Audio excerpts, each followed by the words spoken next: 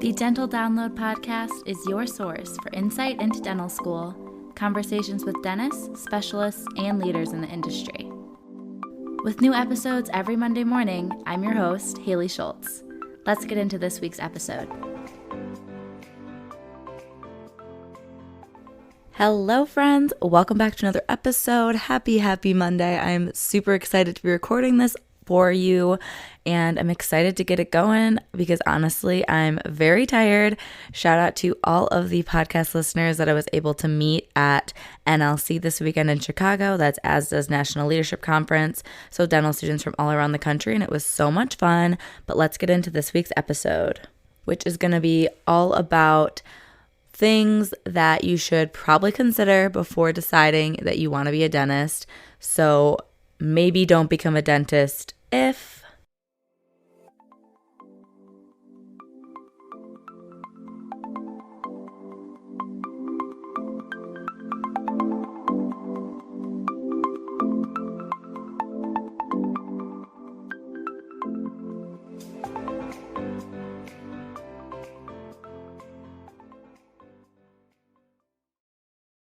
Want to make a podcast? Spotify's got a platform that lets you make one super easily and then distribute it everywhere and even earn money, all in one place for free. It's called Spotify for Podcasters. Here's how it works. Spotify for Podcasters lets you record and edit podcasts right away from your phone or computer, so no matter what your setup is like, you can start creating today. Then you can distribute your podcast to Spotify, but also everywhere else podcasts are heard. Video podcasts are also available, and you can earn money in a variety of ways, including ads and podcast subscriptions. Did I mention it is totally free, no catch? I've been using Spotify for Podcasters since the very beginning of my show, and now we're nearing our 200th episode, so I can definitely say it's an easy platform, and I've really loved using it. So be sure to download the Spotify for Podcasters app or go to www.spotify.com/podcasters to get started. All right, no intro, no recap this week. We're jumping right in to the meat and potatoes, if you will, of the episode. Seems fitting considering it's almost Thanksgiving for my USA listeners. I know we have some people kind of all around the world, which is mind-blowing when I look at the analytics, but we're going to be talking about things to consider before deciding that you really want to jump into the amazing profession that is dentistry. So I want to preface with that, dentistry is incredible. It's an amazing profession. There's so many different ways to work with a dental degree. So I'm really going to be talking about things to consider if you're going to go into the traditional working in a dental clinic kind of dentist job. If you end up in dental school and you realize you hate clinical dentistry, it's not the end of the world. You don't need to drop out and waste all the money you already spent on tuition. There's a bunch of other ways to practice as a dentist, which you could find just by scrolling through past episodes of mine. I have quite a few different things like doing a startup, doing practice consulting, being a broker.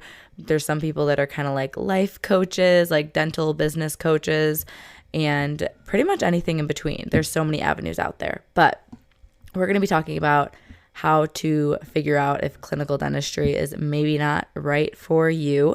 And I asked some of my classmates and also on Instagram, so some dentists and other classmates replied on there too. So it's not only my perspective that we're going to be sharing. So we'll jump right into it. The first thing that so many people said and the first thing that came to my mind and like the first thing pretty much everyone said is don't become a dentist to be rich. Don't become a dentist if you're in it for the money, because it's not so easy to make a lot of money as a dentist, especially when you factor in the debt that comes with dental education. So keep that in mind. Look into the debt that you would be taking on for your personal situation. If you would be attending a dental school, depending which dental school you might go to, look at that because tuition really varies across programs and across states. And maybe you do want to be a dentist, but the debt scares you. Look into a scholarship option. Look into some kind of repayment plan. Have a strategy in place.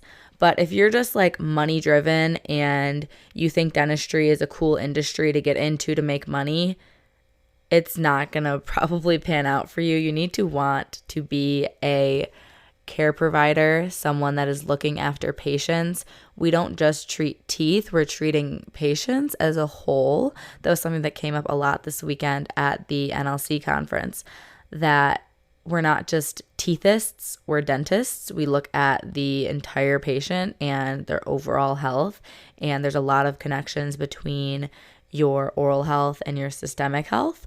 So it's important to make sure that you understand that and that you are interested in that and you're passionate about that, because there's plenty other ways to make money. And even if you like the dental industry and you think it's like a money market, but you just want to make money, don't be the dentist. Like, do something else in the dental industry and make money that way. So kind of going along with costs and expenses that come with dentistry is continuing education. So don't be a dentist if you don't like the idea of lifelong learning. You're not going to go to dental school for 4 years and then work until you retire, and that's it.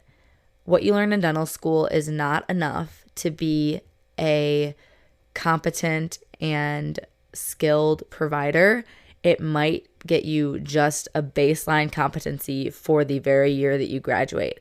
But there's constantly new evidence-based research coming out of the best ways to practice, new techniques, new technologies, new materials, new understandings about what treatments are best options for patients and different outcomes, again, depending on even the different systemic conditions that a patient might have.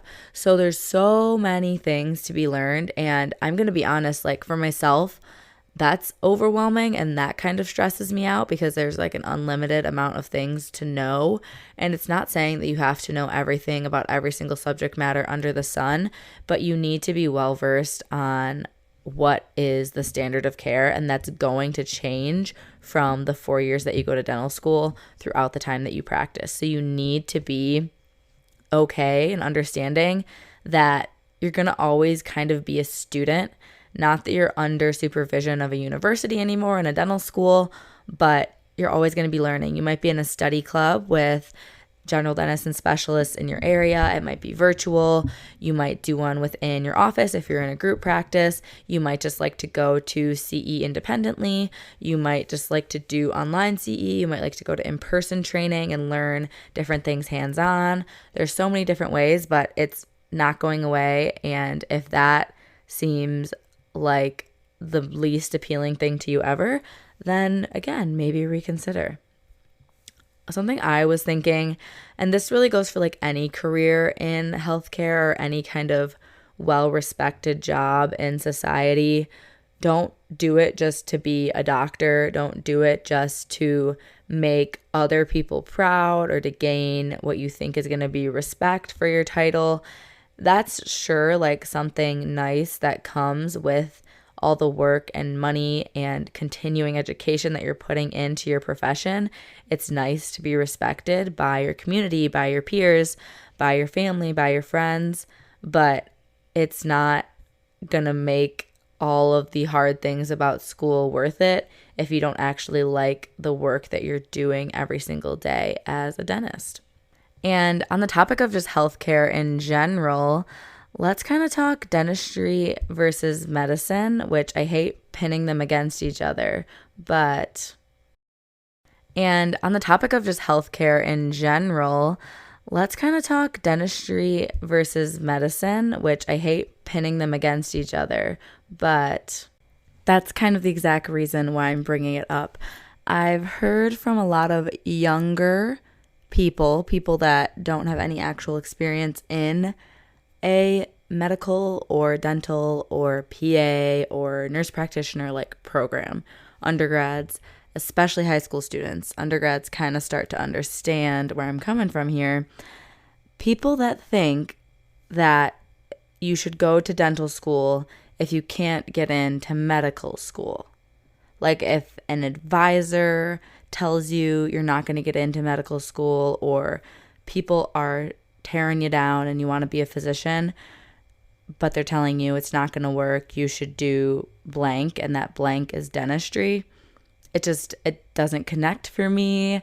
Everyone that I know that has applied to dental school has been pretty solid students. I know people that had to do like masters, post-bacs to get those grades up, but like they're intelligent people. Everyone in my class is so smart, and it's not like we don't have challenges and we still have to study and everything, don't get me wrong, but it's not easier than medical school. There's a lot of similarities between my friends that are in medical school or PA programs or whatever, but it's just a different type of material you're learning because you're learning to care for a different element of the body in a lot more depth than any other field. You're becoming a specialist in oral health. So it's just different, but it's not any easier.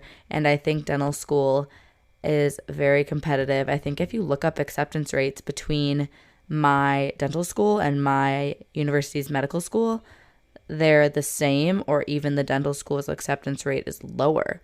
So keep that in mind. Dentistry is not a backup plan if you can't get into medical school. I'm not saying you can't go into undergrad thinking you want to be a physician and then change to dentistry because you actually like dentistry. I'm just saying don't go into dentistry if you think it's easier than medicine, because there's a lot of medical elements in dentistry anyways, and it's still tough and the programs are still competitive is kind of the main point there. So another thing is don't go into dentistry if you only like the artistry hands-on portion, because as I've kind of hinted at and all these other things, there's so much science and technicalities and tough classes that you have to get through, and like just content that you need to understand beyond the beautiful cosmetic work that people do and the big transformative cases or the amazing prosthodontic work that people do. If you really love the beauty that can be transformed through dentistry, consider being a lab technician. Like, we've gone to visit the labs, the dental labs where they make our crowns, they make bridges, dentures, everything that you can think of. And those technicians are true artists. They do amazing work. And that might be a better place for you if you think that element, that transformative element of dentistry is amazing, but you don't want the studying, you don't want the blood, the saliva, the patients to deal with, you don't want any of that, then that could be a really good place for you. Similarly, I kind of already said this with the money thing, but don't go into dentistry if you only like the aspect of being a business owner, because you can be a business owner again and you can make money again in many different ways that are a lot less challenging than going into dentistry. Someone also said, don't be a dentist if you're incredibly introverted. It's okay if you're like more of a shy person or a little bit more of an introvert, but you have to be a conversationalist with your patients. You have to be a team leader. Even if you're not the owner of the practice, even if you're just an associate, you're still going to be working in a team, a dental team. You're going to be working with hygienists, dental assistants. You're going to be working either under a boss or as the boss. You're going to be working with an office manager, treatment plan coordinator. You're going to be connecting with a specialist in your area.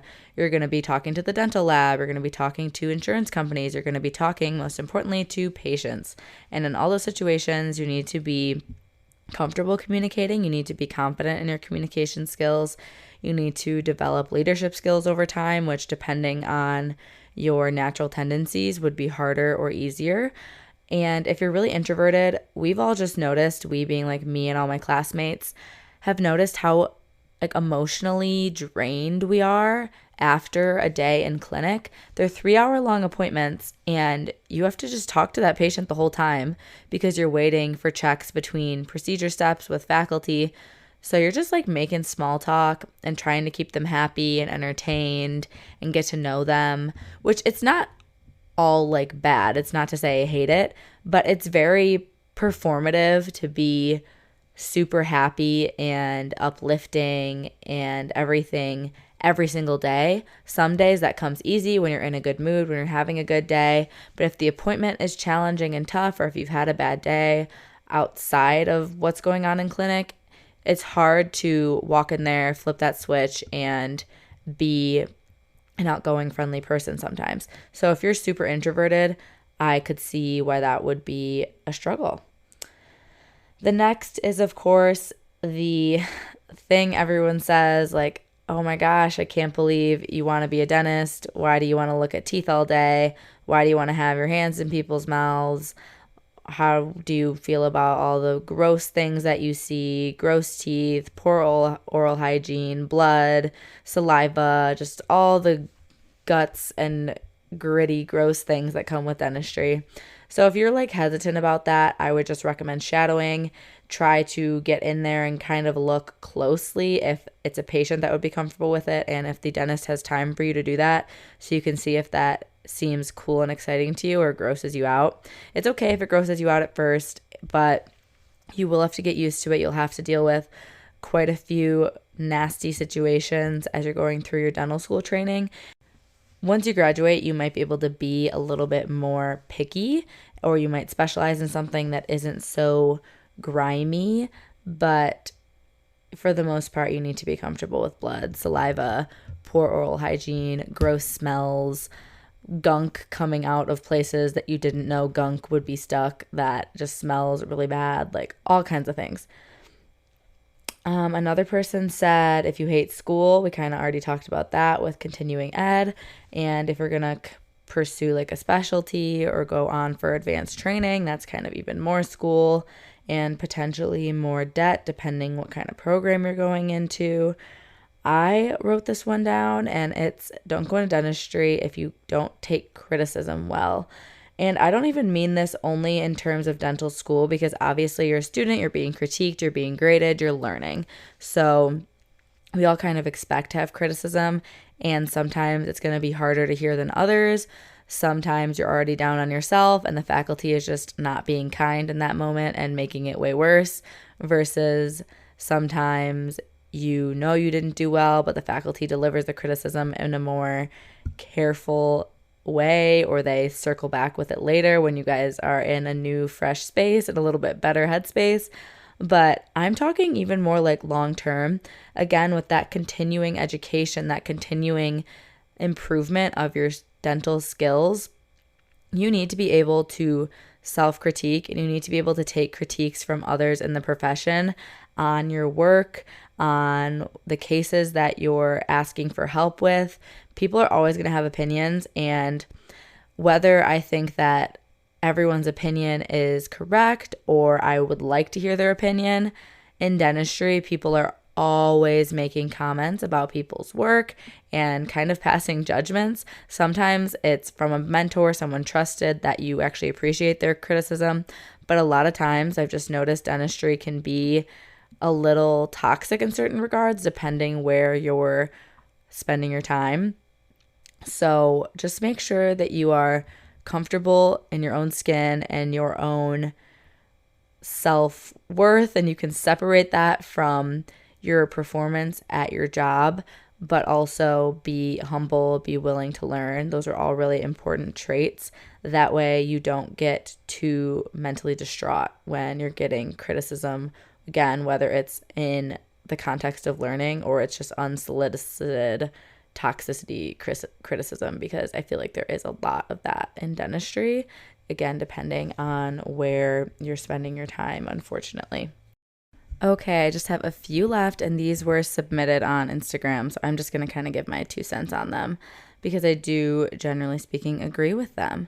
So don't become a dentist if you don't like the idea of living in a city, if you're like super into rural or lower populated places. A lot of dental schools, at least that aspect of becoming a dentist, are going to be in cities. So I do think that's true for the most part, but there are dental schools in more suburban or more like outdoorsy locations. So don't let that stop you, but keep in mind, if you're going through like a residency or a match program eventually, you might end up like in a very urban environment, and that might not be a good fit for you, I could see potentially. And the next one is, if you hate arts and crafts. I thought this was funny because that's what we always joke and call a lot of the lab work that we're doing in school. Like if you get frustrated trying to make like a popsicle stick house or something, then I don't even want to tell you how frustrated you're going to get trying to do a denture start to finish. Like that was, I've talked about it on the podcast and on YouTube and all that. That was just like the worst class ever. It was very frustrating for me, but I still got through it, and like I had a good attitude throughout it, but it was not enjoyable. And I couldn't imagine being someone that dislikes that, because occasionally I felt like it was kind of relaxing and soothing. It was only frustrating when things would like break or go wrong. But if you don't like hands-on activities, whether that's kind of like tinkering or artsy things, I really think you would struggle, at least in dental school, because you don't really have a choice. You're doing a lot of these things and you just have to do them. But again, once you graduate, get that DDS, you will have the ability to decide how you want to practice, what you want to be focusing on, and you can refer or have labs do lots of that for you. The last thing is I want to be a dentist because I want to make my own schedule. I want to only work 4 days a week. I want to work like 9 to 4 every day. I'm not saying that's not possible, but that's very unlikely to be your reality at first, from what I'm hearing from most people. Again, I'm still a dental student. I'm not out there practicing, but if I had to poll everyone I've ever talked to in dentistry, very few people work that ideal 9 to 4, 4 days a week and still make that money that you're really hoping you're going to make as a dentist. They either work less, they work part-time, and they're making a lot less than the average dental salary, or they work 5 days a week and a couple Saturdays a month, and they're making pretty good money. But they are putting in extra work. They're getting there early. They're working on training their team. They're spending a lot of time doing CE so that they can be more productive and make more money during those hours. They stay late to get narratives done and write up their notes and clean up the office, or again, meet with their team, or they're home with their family, but they're still finishing up notes. So it's very rare that you just clock in, clock out.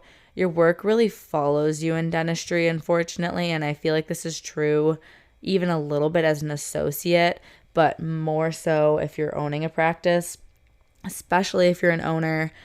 Most people I've heard that buy a practice, even if it's established, like not a startup, but it's still new to you under your ownership, people say they work about 70 hours a week the first 6 months to a year when they are the new owner of a practice.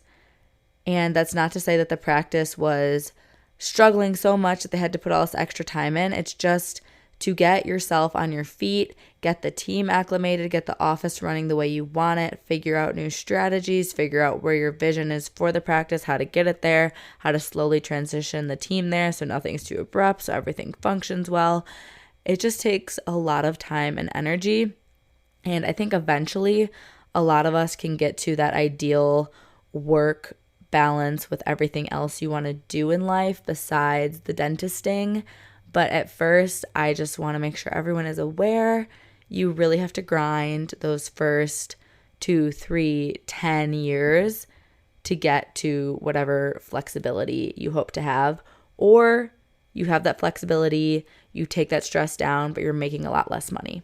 So it's a give and take. And I really didn't know a lot of that until I started this podcast, got plugged into organized dentistry, met more dentists. So I think it's important that there's that transparency out there. That was kind of the point of this episode. It's not meant to be negative at all. It's just meant to give you the information that I didn't really know until I started to pick the brain of more dentists, get to know more people, and also went through dental school and have those individual experiences unique to me. So I hope you all enjoyed this week's episode. Next week we'll be back with another guest, and I am looking forward to finishing out the year strong for another year of the Dental Download podcast. I appreciate all of your continued support. If you're on Spotify, you can follow the show and also leave it, I think, like a like as a rating. And then on Apple Podcasts, you can give me 5 stars. It helps me a ton and helps the show kind of get promoted to other people, and we can try to help as many aspiring dentists as possible. So thank you all again for listening, and I will talk to you next Monday.